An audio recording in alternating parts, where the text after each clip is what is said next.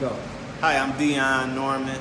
I brought my vehicle to Herb, and I have the Corvette, and he did the ceramic coating on here. And last night, my son took it on a music video.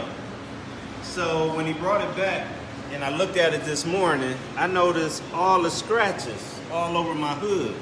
So of course I yelled at my son, and you know, when they're shooting those music videos, they sit on the hood and things like that. And you know, I saw all the scratches. I did the ceramic coating, so I brought it back to Herb here today, and he looked at it. He said it's not a big deal. I don't need a new paint job. I'm just gonna buff it back out and do the ceramic over again. So thanks, Herb. You saved me a few $1,000s on the new paint job.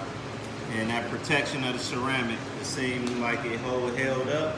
And I'm excited to get it back in a few days.